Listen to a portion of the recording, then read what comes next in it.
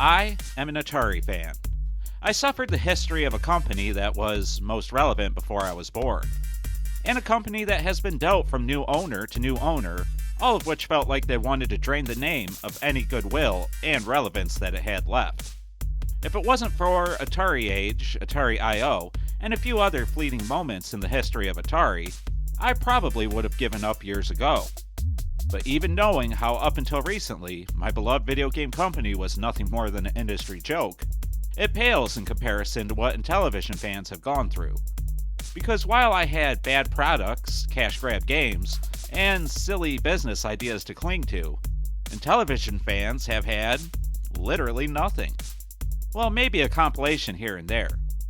And then they had a gaming veteran come and give them more hope than ever before, but failed to deliver and just ended up creating the biggest retro gaming fiasco in recent history with the Intellivision Amico. So today I want to talk about why the Intellivision Sprint is important, what it means for Intellivision fans, and what the future may hold based on how this product performs. For those that don't know, Atari acquired the rights to the Intellivision brand back in May of 2023. And for many of the most senior retro gamers, this was an insane announcement. It would be like Nintendo buying Sega, or Microsoft buying the PlayStation brand. That's to say, at one point in history, this would have felt impossible. And many people wondered what Atari would do with the Intellivision name and the rights to the games they had acquired. We assumed we would see new DLC based around the brand on the Atari 50th collection, and maybe some new compilations on modern consoles and the Atari VCS. This new iteration of Atari had been delivering magic and products that brought fans hope, and some people were praying that they could do the same thing for Intellivision. We got little bits here and there, some t-shirts and the odd Intellivision title, but all was quiet while Atari pushed their Plus line of consoles, the cartridges to go with those Plus line of consoles, and tons of modern releases that harken back to their glory days. I wouldn't be surprised if some people even forgot about the acquisition of Intellivision, but at this year's PRGE, we were hit with a huge reminder. They announced the Intellivision Sprint and gave the news that we would have our grubby little fingers on it this December.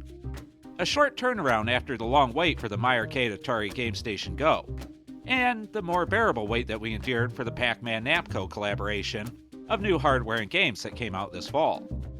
The announcement came out of nowhere for the general gaming public, and a buzz immediately started in the Facebook groups and forums about what this all meant and what the future would hold.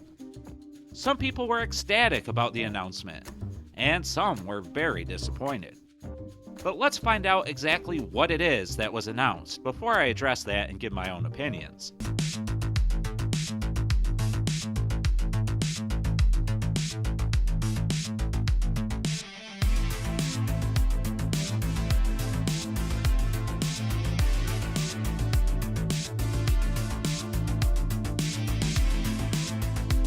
The Intellivision Sprint celebrates the 45th anniversary of the console by selling an HDMI-compatible version with 45 games built in, wireless controllers that are true to the original and dock in place for charging, and overlays for every game included. It sounds like it follows the form factor of the Plus line of 2600 and 7800 consoles, where it's essentially a redesign of the original that looks mostly the same while reducing the size. Some of the more notable included games are Astro Smash, Boulder Dash, Frog Bog, Night Stalker, Shark, Thunder Castle, Tower of Doom, and Sub Hunt, among others. A lot of other notable Intellivision games are missing, such as Advanced Dungeons & Dragons and Discs of Tron, but that's to be expected as these are both licensed games. Overlays have been a huge part of the original Intellivision experience, and the fact that they kept them is sure to be nostalgic for those familiar with the console. This Sprint console is currently up for pre-order, and yours can be reserved for $150 US. Now before you ask, no, there is no cartridge port, but there are USB slots that will allow for adapters to use original Intellivision 2 controllers for those of you who like to suffer. For those who want more of an authentic experience.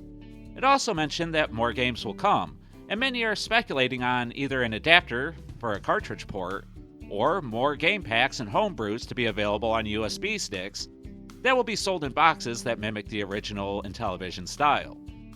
The cartridge adapter is mostly unlikely, because a USB port doesn't provide enough power for such a thing to work. Plus, having a dongle for cartridges that will also need a power adapter sounds like a mess akin to the 32X Sega CD life support system that Sega produced in the early to mid-90s. Now, as I stated in the beginning of this video, Intellivision fans have been ignored and let down for years now, and they seem really excited for this unit. And I, for one, am happy for them, I really am.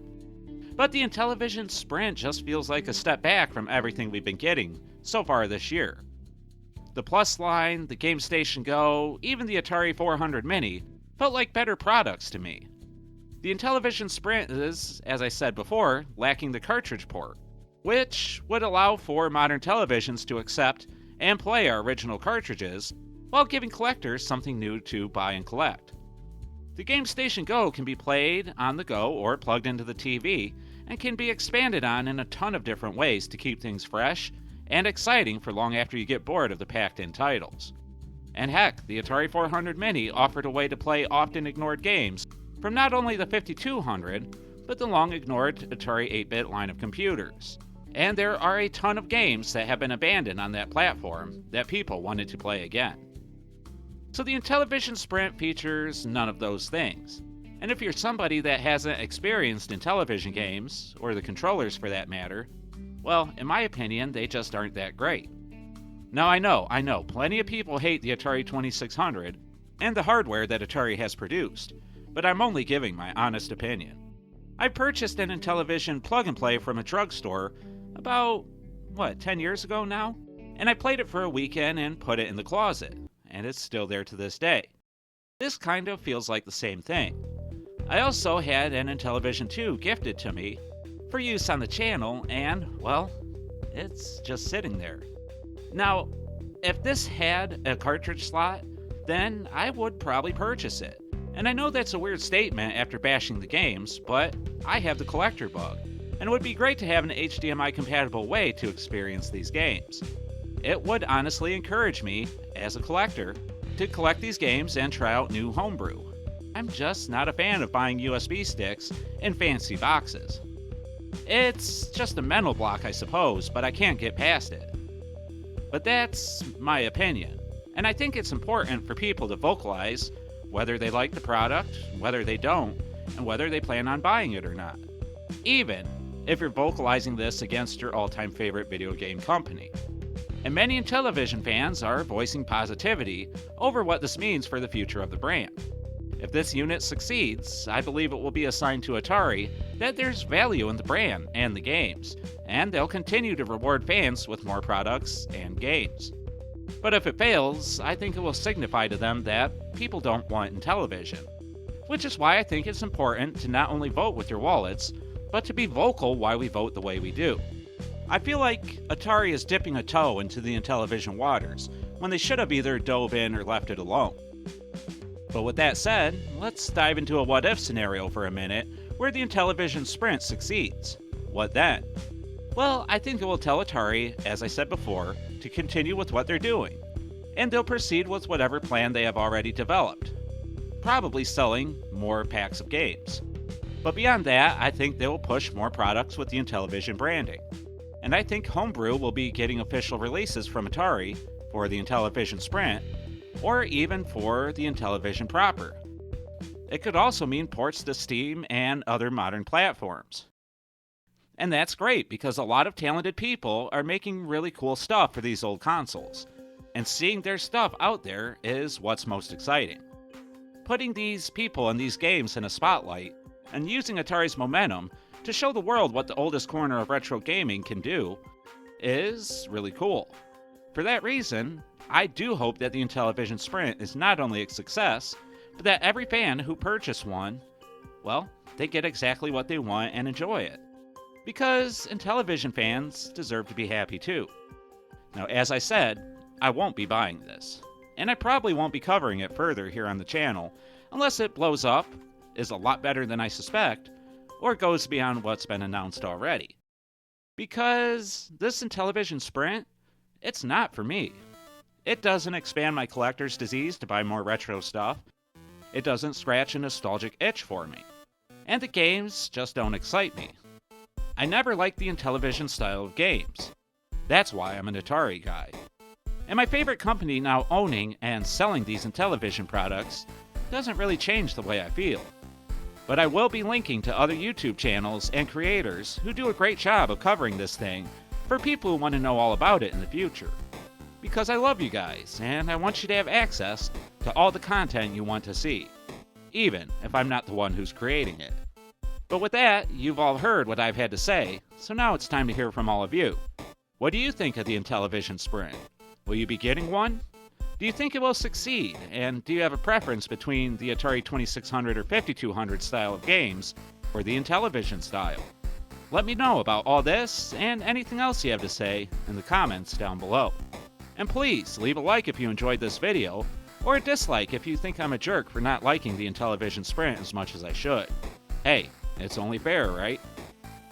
I'm trying to reach 7,800 subscribers before the end of the year, and if I do, I'll be giving away an Atari 2600 Plus Pac-Man Edition console. So subscribe and hit the bell icon to be notified the next time I upload. Okay guys, I've been the 7800 Pro Gamer, a man who will now suffer the anger and the ire of the Intellivision fan base, here at a channel called the Atari Network, and I'd like to thank you all for watching, and until next time, remember to stay classy, Atarians.